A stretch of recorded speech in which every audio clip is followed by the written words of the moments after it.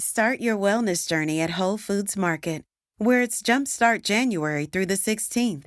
Stock up on supplements with some of the year's biggest savings. Plus, save on air-chilled organic boneless skinless chicken breasts, organic Honeycrisp apples, organic large Hass avocados, and more. And since Whole Foods Market is the only certified organic national grocer, it's easy to make them your wellness destination. Jumpstart your January now at Whole Foods Market.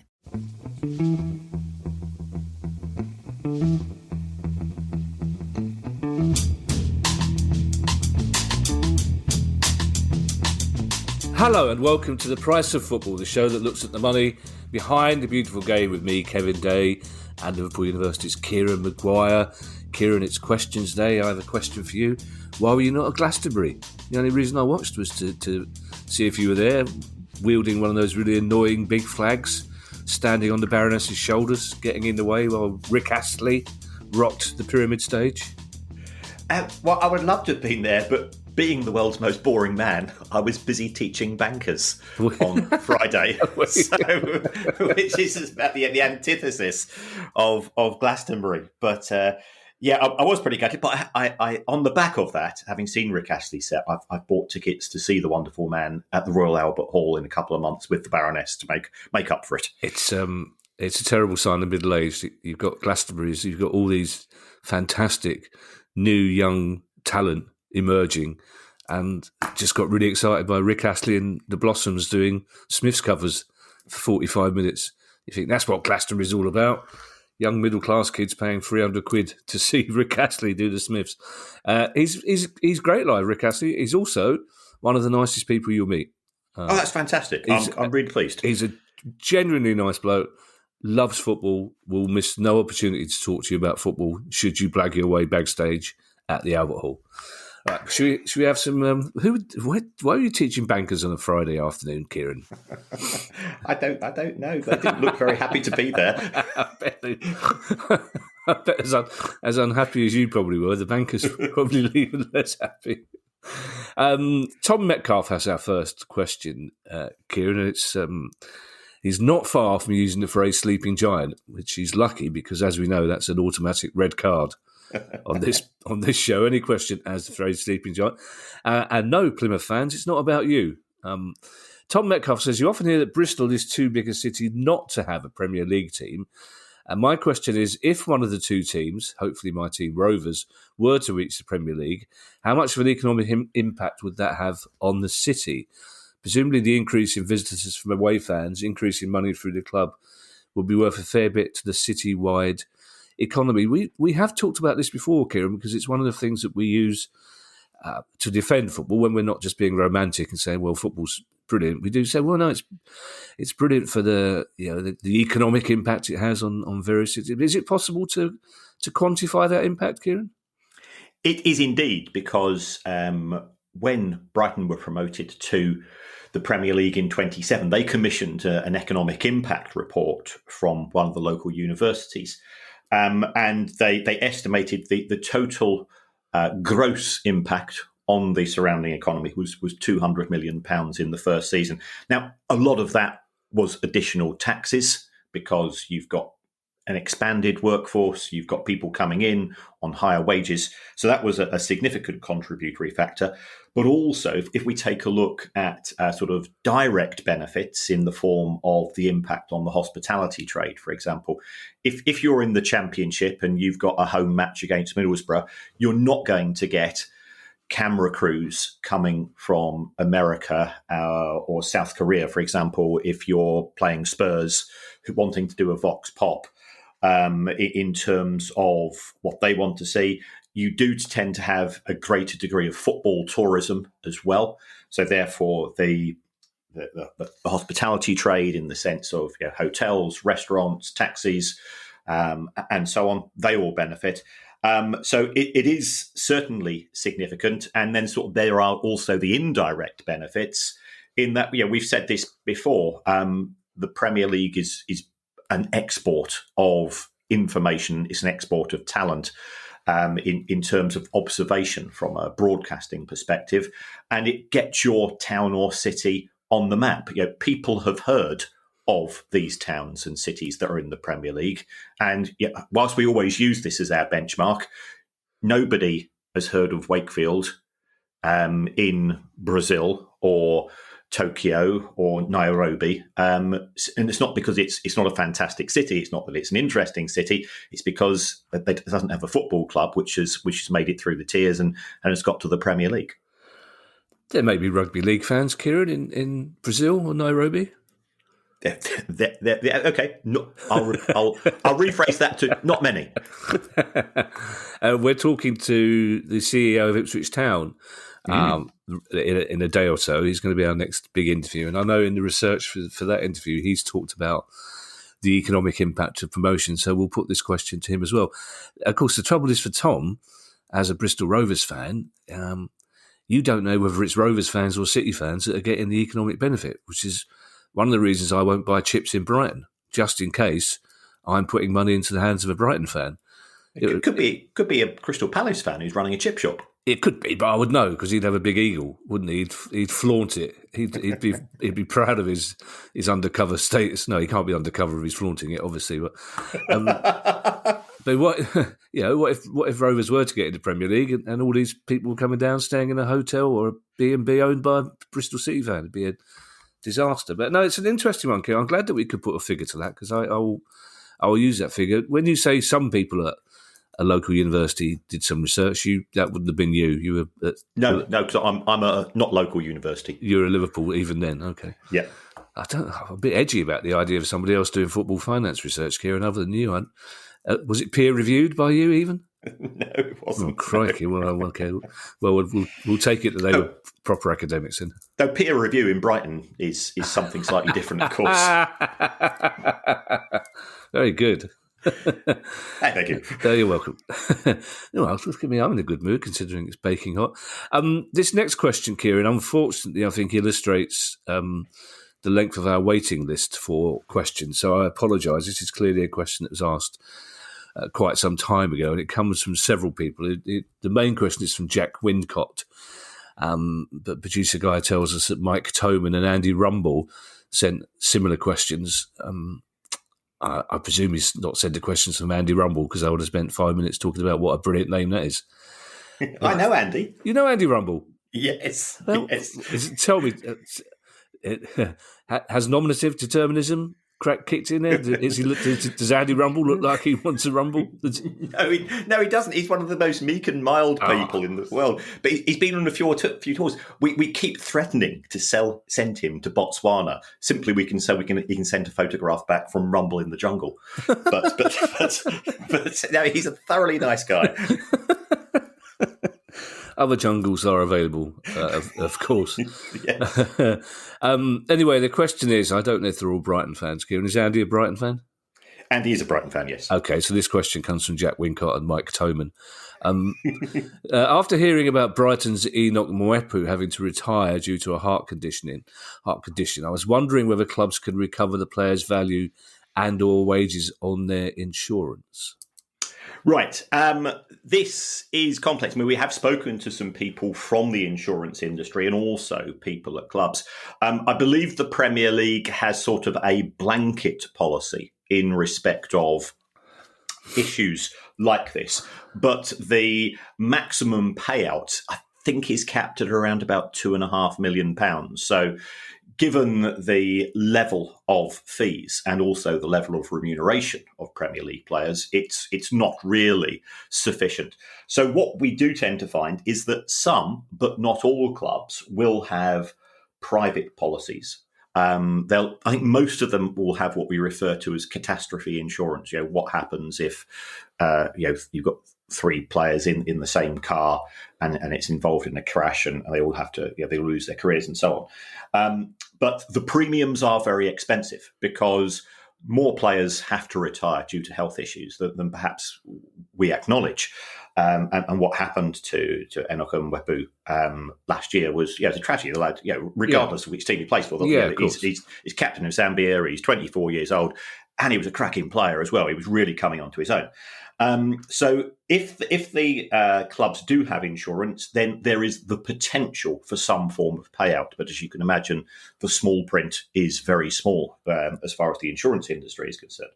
But we can expand this slightly broader and take a look at a slightly different issue. What would have happened had a player had to retire when representing their country? Yeah. And if it's at a FIFA competition, if it was at the FIFA World Cup, for example, FIFA have something called the Club Protection Programme, which is designed to cover this. And we haven't got the figures yet for 2022 because the final numbers from last year's World Cup haven't come in. But as far as the 2018 World Cup was concerned, the total payout was £106 million. And that covers qualifying games and the finals itself. So FIFA do have a relationship with clubs because A, they give them some compensation for wages, but B, should a player be injured. And if it's not a FIFA-sanctioned competition, then it could fall on the shoulders of the individual football association. So if we go back to Michael Owen, when he was playing for Newcastle, he was injured playing for England and he was out for a considerable amount of time. And I think the English FA had to pay Newcastle somewhere in the region of £10 million in compensation for that, for loss of value of player and also wages and so on. So it is quite a cottage industry, and I did a presentation for an insurance company a couple of years ago, and I was quite amazed at the number and the variety of policies that actually impact upon the football industry. And there is certainly quite a close relationship because you are talking about extremely high value assets. So therefore, it's an opportunity for the insurance industry because if they're high value assets, there's impact on premiums, and clearly the football clubs need to protect their position as well. I wonder if you can get an insurance policy and Michael Owen getting injured as a pundit, and then the insurance investigator will get really suspicious because you're saying on a second here, you say he tripped over a long word. I feel that I've asked this question before, Kieran, to our listeners. But you may have some insight. If not, if any of our listeners do work in insurance, I would be fascinated to hear whether, in a case like Enoch Mwepu, the insurance company, because obviously it's their job, really. They will challenge every claim, despite the adverts you hear on TV and radio about automatic payouts. So I wonder whether the insurance company would go back to the original medical on signing on and go through that to see whether that was done fully and completely, and perhaps find a reason there not to pay out. Yeah, well, I'm not. I would imagine the club would have probably done the same, right? Because the club's lost out. We'll put it out. We know we've got a pretty broad audience there. And if anybody wants to drop us a line, Kieran at priceoffootball.com, just or the usual social media ways, we'll definitely pass it on. Yeah. Our next question comes from Alexander Never. He must hate Sunday afternoons when there's a James Bond film on. Alexander has a question that we've sort of talked about quite a lot recently, but his is more of a sort of historical perspective, I think, because we talked long and hard 2 pods ago because somebody sent in the figures it costs to watch TV. If you had every TV channel on which Premier League football was available, how much it would cost you per year. And Alexander Never has a question wondering why there's such a large degree of fragmentation in Premier League broadcasting in the first place, and do you think we will see some sort of consolidation in broadcasting from the Premier League? So I don't think this question is about whether clubs will stream eventually, but I mean, to an outsider, I presume the answer is money, Kieran, but it does seem a bit odd that you have games split across 2 TV channels and with highlights on a third. Yes, and you'd also imagine that a broadcaster, whether it is Sky or BT Sport or Amazon, would want exclusive rights because, we've often said that the Premier League is the most seductive and also the stickiest competition in broadcasting in terms of what we refer to as churn rate. And churn rate is the proportion of subscribers who are prepared to give up their subscription for financial reasons, or we're not using the service. Premier League is the one that we keep coming back to. So it certainly is very popular. I think if we've got to look at it from the point of view, from a broadcaster's point of view, yes, I think Sky would like to blow the others out of the water.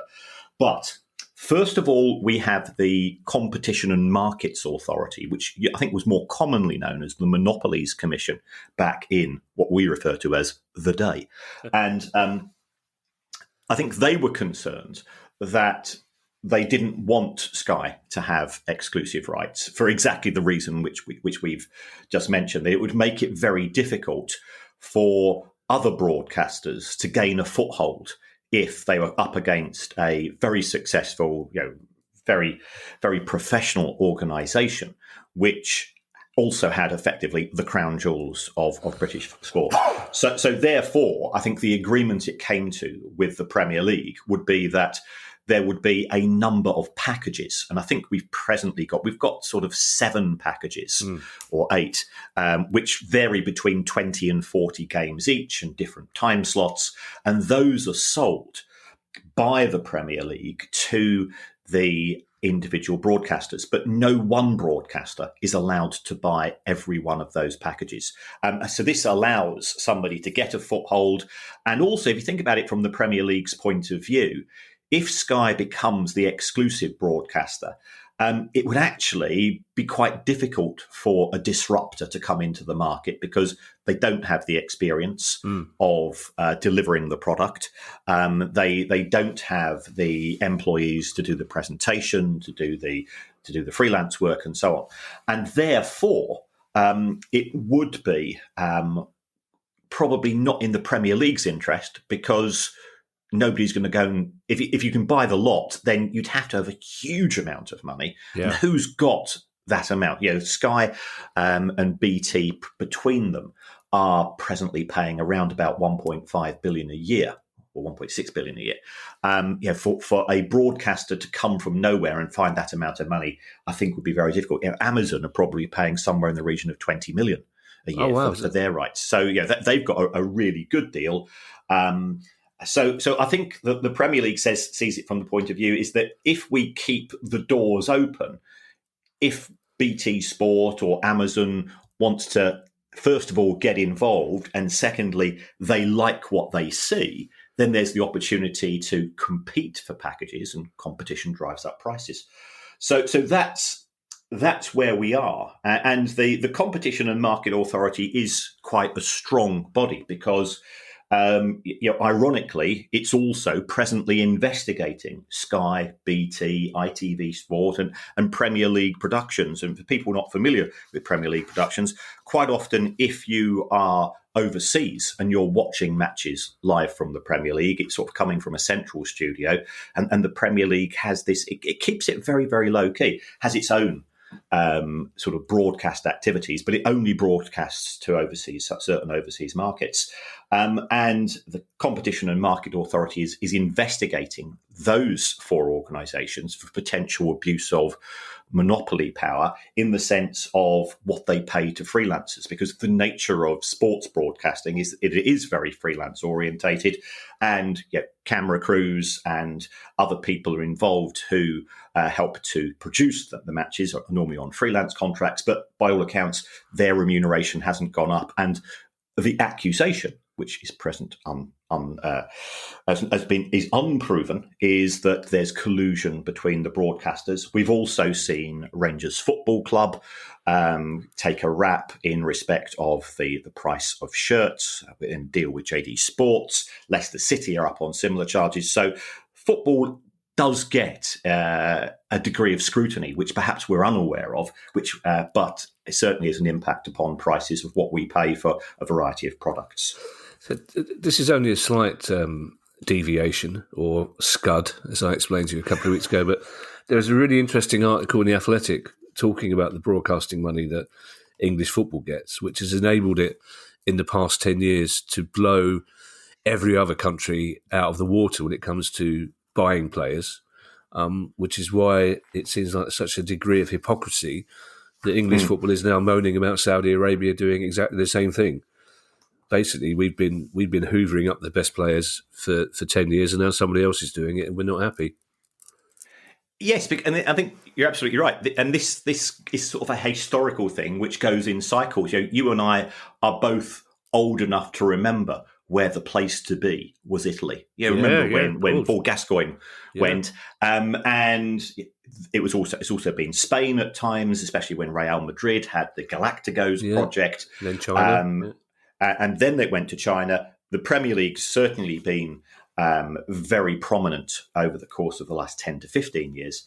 And if Saudi Arabia wants to do it, that's fine. And I find some of the accusations being levelled at Saudi Arabia just a little bit strange, because the majority of players that they're going are going on free transfers. And then there's sort of this nudge, wink, wink, say, there's some sort of collusion with Chelsea. And I think the Premier League is now seeking additional reassurances and so on. But let's just take a look at Chelsea. Chelsea are, we don't talk football, but Chelsea are potentially selling Kai Havertz to Arsenal. Yeah. And they're potentially selling Mason Mount to Manchester United. Now, Arsenal are owned by an American investor. Manchester United are owned by American investors. Ooh. And Chelsea are owned by American investors. Now, if those three clubs were owned by Saudi Arabian investors, do you think there might be a little greater degree of scrutiny? Mm-hmm. And is there just a whiff of xenophobia in all of this, which I feel uncomfortable with? I'm not defending any human rights issues of any country, and people should be held up, for scrutiny. But there does seem to be, why aren't we getting this same degree? We know that all three of those clubs are also involved in the Super League, so they must be matey. But there's none of that, and that's because there's no evidence to support it. Just as there's no evidence to support this big Saudi conspiracy. Hang on a second, I'm writing this down. US conspiracy theory, ? Kieran says so.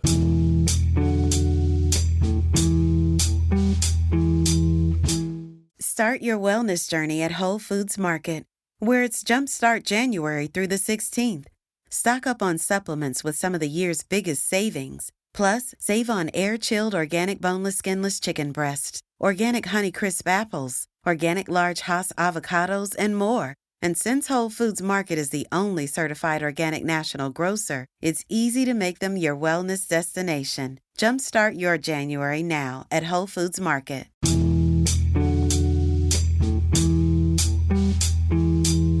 The salary cap, Kieran, at least momentarily, is replacing FFP as something we all think we know about, but probably need clarification as much as possible, certainly from my perspective. And Mike Potter asks this question about the salary cap. If the Premier League were to introduce one, what effect can you see this having in terms of the overall financial competitive balance of the league? Would the greedy 16s begin pulling away, be in similar positions, or would it really allow the other 14 to be competitive towards those at the top? Yes, this is an intriguing one, and it's a fascinating question from an economic perspective. If we take a look at those sports in which there is what we refer to as a hard cap, so the likes of the NFL and the NBA and so on in the US in terms of their franchise sports, they have what we refer to as both a cap and a collar. And it's around about, I think the cap is around about $200 million and the collar is 85% of the cap. And the reason for that is because they are franchises rather than competitive sports in divisions with the concepts of promotion and relegation. And I'm not saying it's right or wrong. We have grown up with this. This is part of our culture. I talk to my friends in the States and they say, we just don't get promotion and relegation, but we see that it's exciting. If you think about it, if you could have no worry at all about relegation, you just get, half a dozen kids who you see playing a bit of hoops and get them to go and put on your jerseys. You pay them peanuts and you pick up your equal share of the TV money and you make an absolute fortune. So if you pay below the collar, you effectively get fined. So this is to keep all of the clubs in a narrow band. That is really good for competitive balance, but it won't work in the Premier League. If And part of the reason for that is because we do have promotion and relegation. And how could you go from Luton Town having a wage bill last year of 11 million?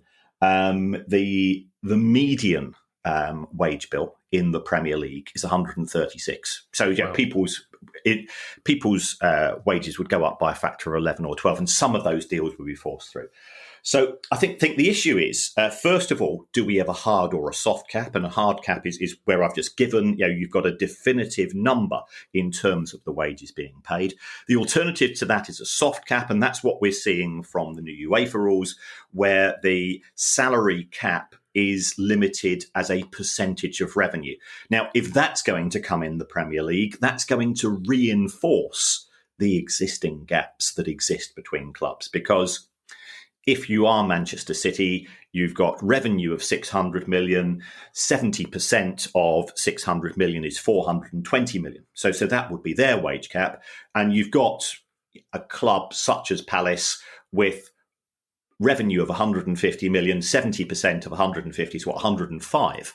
So can you see that there's no way, if Palace new owners came in and they wanted to be more competitive, they couldn't become more competitive because ultimately they're limited by having this soft wage cap. So a lot depends on the nature of the cap, where it's set. If you say that the wage cap is a hard cap at 450 million and the highest wage bill is 386, if you set the cap above the current level of wages, it has no impact. So there's a lot of nuance. There's a lot of graphs and charts to be pored over before you can get a definitive conclusion as to what the impact of having a cap would be. Hang on, I'm just writing down Palace new owners conspiracy. Question marks. It's been a long time since I did this statistics element of my human resources qualification, which I passed to the amazement of both my lecturers. But median's the one right in the middle, isn't it? That's right. So, so if you have 20 clubs in the Premier League, then you would say that the median is the wages between the 10th and the 11th club, and you'd work out the mean, which is what we normally refer to the average. The mean wage in the Premier League is 180 million, but the median is 136. Right. And the reason for that is that the wages in the Premier League are very much skewed towards the bigger clubs. Of course. Joan Taylor has asked us a question before, quite recently, in fact, because we discussed what a lovely name Joan was. But Joan, I think, has a bee in her bonnet about a particular issue. As Joan says, in the recent Peterborough fan bond, the owners of the club claimed that the money would be spent on converting terracing into safe standing, a new bar, and preparing documents for a new stadium. Only one of those has been finished, with no sign of the rest happening. Could the club spend the fans' money on something else, or is it a ring-fenced pot of gold? Well, again, I think this is a legal question more than a finance question. But if the club has in its presentation documents, in its offer documents to fans, and I must confess I should have checked the small print myself because I do I do have an investment in the Posh bond. It could be potentially part of breach of contract. So if they said we're ring fencing the money for the following three purposes, which I suspect they have done, and then that money is seen to be spent on other things, then bondholders potentially could have a claim against the company. Now, as far as this is concerned, it's actually very difficult because if the money goes into a standard bank account and it's not escrowed and it's not sort of ring fenced, then it's difficult to see. If you just if somebody just gives you money and you put it into your bank account and say, well, I'm going to spend this on going to the gym. And we've seen this with the NHS, trying to persuade people to exercise more and so on. If you just give people money and they say, yeah, I'm going to do it, it can at times be difficult to match up expenditure and then to also prove that actually you've spent that money on other projects. You could just be saying, well, I've not spent it yet. But I am a bit worried about Peterborough because the reason I'm worried is that they've received all of this money. It's paying 9% interest, which is a good return. There was a 15% bonus if they got promoted to the Championship. So as much as I thought that Sheffield Wednesday beating Peterborough in the playoffs was probably my most enjoyable non-own club match of the season, part of me was crying. The accountant in me was crying because I'm going, that's costing me 15% of X, but that's the way it goes. But the reason why I'm concerned about Peterborough is twofold. First of all, the company which owns the stadium, which is separate from the football club, that's gone into receivership. Not good news. Secondly, Peterborough are being a bit sneaky in my view. They're using a loophole. They're using a get out clause to avoid publishing their accounts for 3 months. And I think as a stakeholder in the club, effectively as a lender to the club, I think I and other bondholders are entitled to a bit more respect than that, because we've given the club an unsecured loan, and therefore we would expect a degree of transparency coming back, and that's not been forthcoming. So this is why I'm a bit twitchy.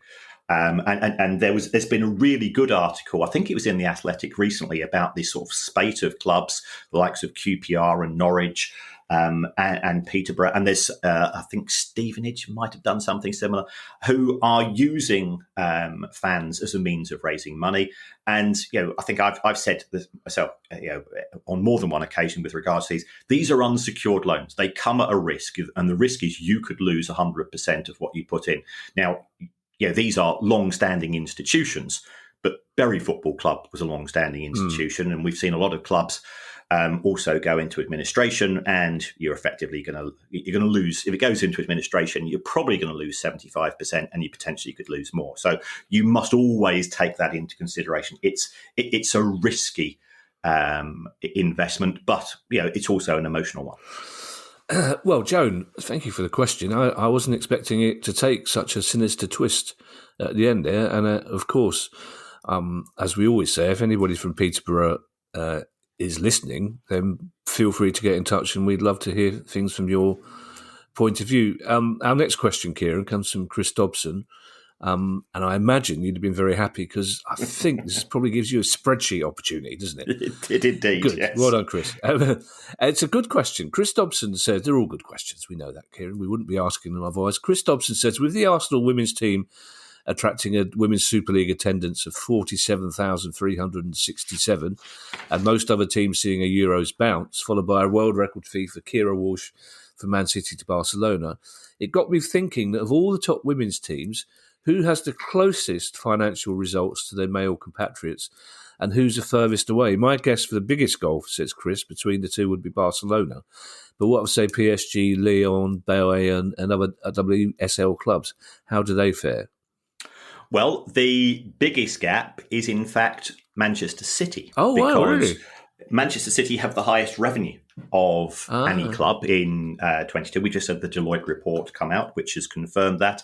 Manchester City women's, we are talking single millions. We're talking, I think, about 4 to 5 million. Manchester City, as overall, 617 million. So it's Manchester City is the biggest, but they are all huge. We're all talking multiple hundreds of millions for the types of clubs which we've just mentioned. Some of the women's teams, I think, in Germany are a wee bit closer. But Barcelona, which has got a very successful women's team, but Barcelona men's team, we're still talking over €500 million euro at least. So that there are big divides.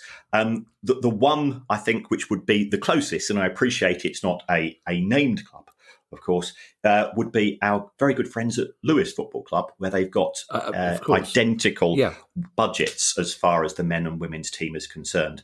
But I think one of the things which concerns me is that women's football is constantly being compared to men's football, and I don't think there's any benefit in taking that. It's the same sport, but it's not the same industry, because the men's sport effectively had 140 years head start, and a chance to establish themselves. So, for that, first of all, the growth in appeal of the women's game is absolutely fantastic, and for those people that don't like it, that there's nothing wrong with like it, but there's no need to be so vociferous about it. I'm not particularly interested in Formula One. What I don't do is every time that there's a race on, feel the obligation to go onto social media and say, "Oh, I don't like that," and go puce in the face. And it's a different sport. Last year going to the Lionesses, seeing them win in the final. Was one of the highlights of the year as far as myself and the Baroness were concerned. And the reason why it was a highlight was not just the sport itself, it was the event. Yeah. And remember, England were in the Euros final, the England men's team. I think it's fair to say it wasn't a joyful experience either on the pitch or off it. That voice you just did there, Kieran, that's how I imagined Andy Rumble speaks. Well, Andy does listen to the show, so we'll perhaps to get him to send a voice message in. That would be very interesting to see and match them up. The slight difference. We may have mentioned 2 pods ago, Kieran, that there's a book coming out on October the 12th called Unfit and Improper Persons, in which we create a fictional football club. We thought it was very important to properly investigate the finances of women's football as well as men, which is why we have several chapters where we discuss whether it's economically viable for us to start a women's team, which of course we do. But I must admit, Kieran, talking to people in the women's game about the finances, I was a bit taken aback that the golf is so... I mean, I knew it was going to be big, Kieran, but I was taken aback by the huge size of the gulf between men and women's football, and the fact that there are women involved in the sport who think that's already irreparable. So again, I think this is something we probably need to do a special, Kieran, on the finances of women's football, because it's a very... It seems to me that so many people we spoke to, from high-profile female broadcasters like Claire Bording and Gabby Logan, down to people who play football at grassroots level, like our friend Sophia Axelson Clapton. It seems that women's football is at a balancing point at the moment, Kieran, and it's going to be very interesting to see how it goes. It is, and there is a separate panel which is headed by Karen Carney, which is dealing with the finances on the game. I'm part of that panel. I don't like to do things for sneak. So, full transparency. I've been on a couple of meetings, and there have been sort of deep discussions, because there is a genuine concern that we could end up with the Big Six in the WSL. Yeah. And is the rest of the women's game at a point where it can cope with that? Because you and I, we will support our clubs. If we lose 5 or 6-0 to Liverpool, Manchester United, or one of these clubs, we take it, we accept it. We know where we are in the pecking order. If you've got an industry where you're trying to attract new people to watch it, and the club is regularly getting pretty horrendous results, it's difficult to persuade them to come back. Whereas for us, it's get a stuffing, moan about it for 3 days with your mates, turn up next Saturday as if nothing had happened the previous weekend. And I think that's one of the big challenges as far as the women's game is concerned. It's a classic case of you need a rising tide to float all ships, and there's a danger that some of them won't be able to achieve that objective if we become very polarised in terms of results. Yeah, and unfortunately, I won't mention names now because it's not in proper context. We do in the book. There are people already who want to ring fence the top 4 or 5 WSL clubs. There's already become an obsession with an English women's team winning trophies in Europe. So I think it's a fascinating time for women's football, and it worries me that it could go either way. Our penultimate question, Kieran, comes from Callum Roper. And Callum says, in the world of football, we're all aware of the use of scouts for finding and assessing on-field talent, with clubs at the top level investing significant sums in their scouting networks. Now, 10 years' time, it will be AI, Callum. Take my word for it. In fact, I'm going to write that down here. Conspiracy theory, AI scouts. As a recruitment consultant in a different sector myself, I wondered, says Callum, if clubs invest any money in the search for off-field talent, such as commercial directors, directors of football or other senior roles that have an impact for the club beyond the immediate squad and coaching staff. If they do have such an outlay, is that through third-party consultants or agencies or through an internal talent coordinator? Interesting question, Kieran. It is, and you're ahead of the game here, Kevin, because if you read today's Telegraph, there's an article all about AI and football. Right, I need to. We need to stop you there, Kieran. So I need to make it clear. No, I did not read today's Telegraph. Just so people know, I did not read the Telegraph. I will occasionally dip in because it's important to see what the enemy are thinking, but I have not read today's Daily Telegraph, Sunday Telegraph. Yes, yeah, and I've also people thinking, Kieran was that right wing? I have recently cancelled my subscription to the Telegraph, which I've held for a number of years because I like to get a broad spectrum of views. But right. I objected to being referred to by the paper which I buy as a woke blob. So I thought, under that. If that's what you really think of me, I'll stop. Thank you very much. Not you.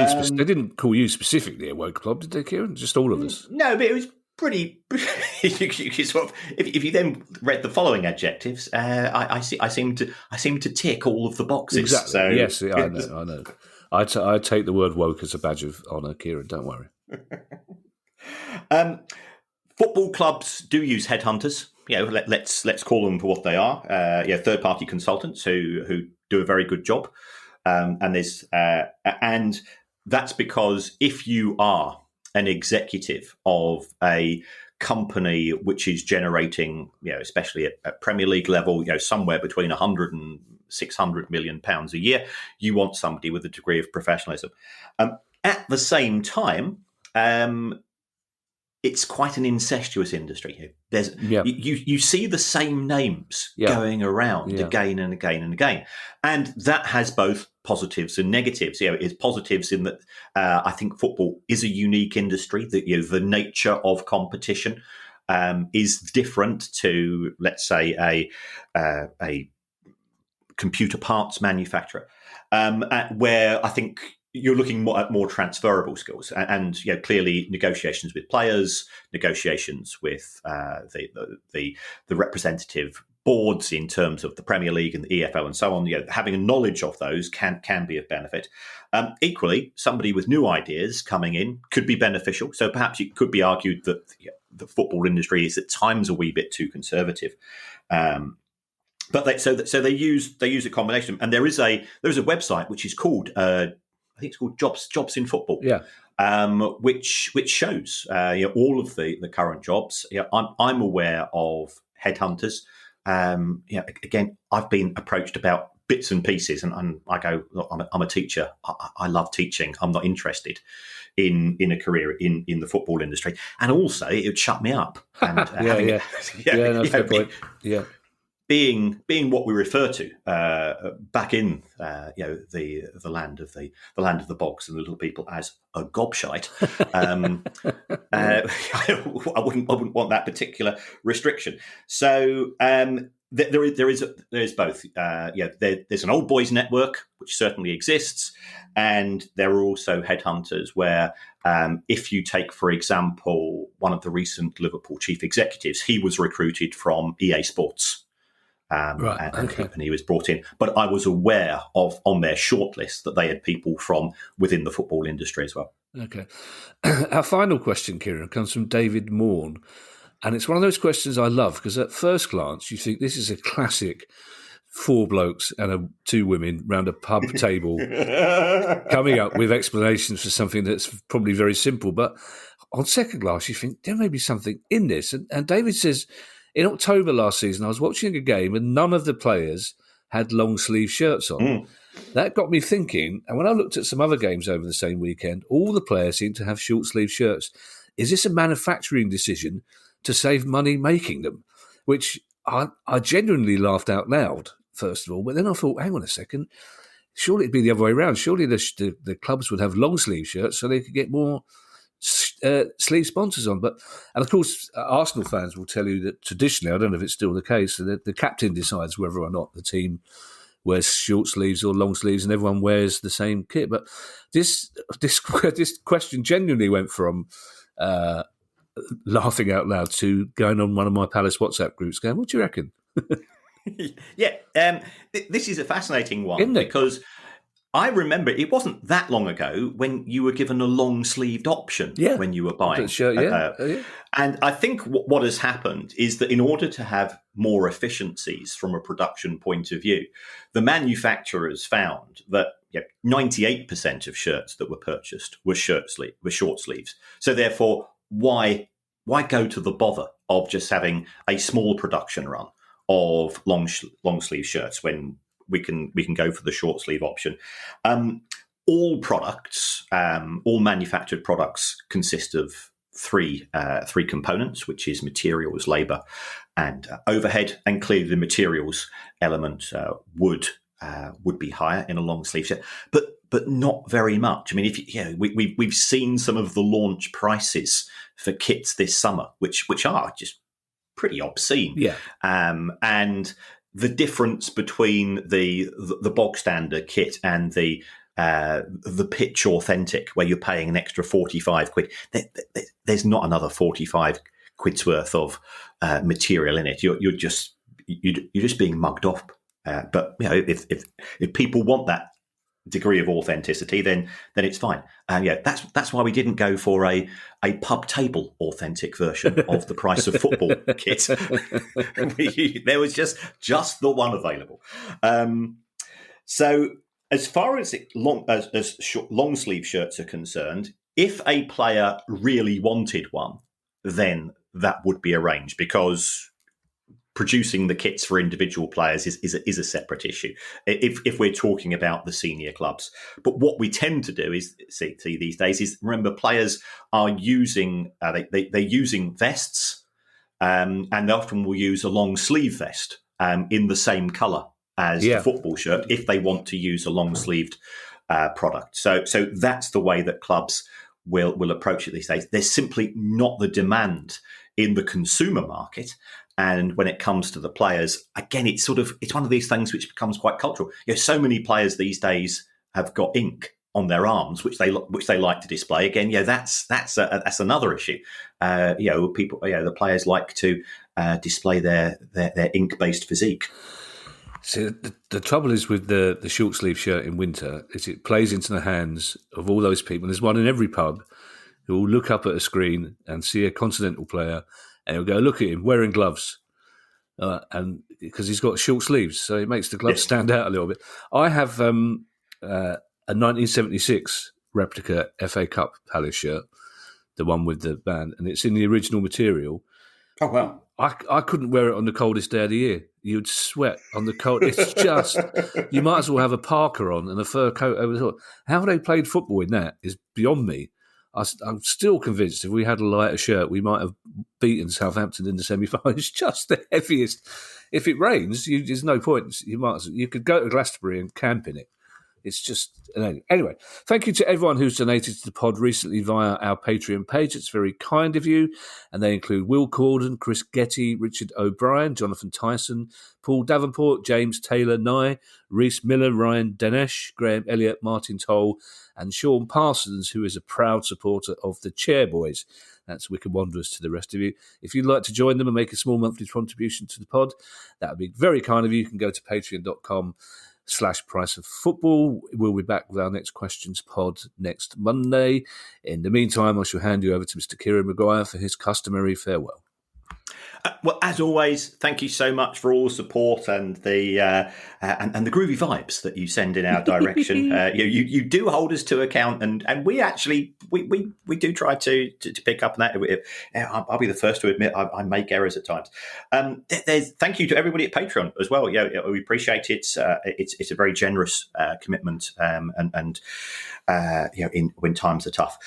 There's another way to support the show, however. And if you go to your app, you can give us a review, and it helps us in the charts. It helps with algorithms. It helps us to have a bit of credibility when potential guests are looking at the show, although when they tend to look at the reviews, it's normally along the lines of, I'd rather have this show presented by Rick Astley and Finley's Vet. And the reason why I say that is that I'm recording this show in the office. In order to try to get decent sound quality, I've had to have all of the windows and the doors closed. Oh, no.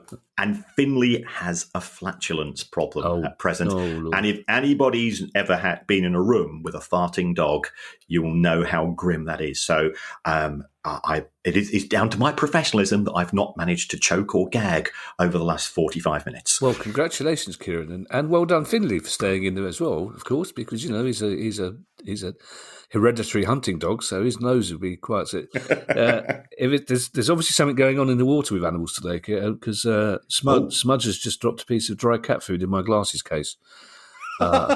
Which is, we really need Ali to come back. She doesn't like it when Ali's not here, so she doesn't approve of the new dry cat food she's got. So, on that bombshell, we'll say goodbye to BAFTA. Oh, by the way, I forgot to say, if you have a question you'd like answered to the show, email us at questions@priceoffootball.com for all those of you who stayed through the spring watch animal gazing part of the show. Bye, everybody. Bye. The price of football.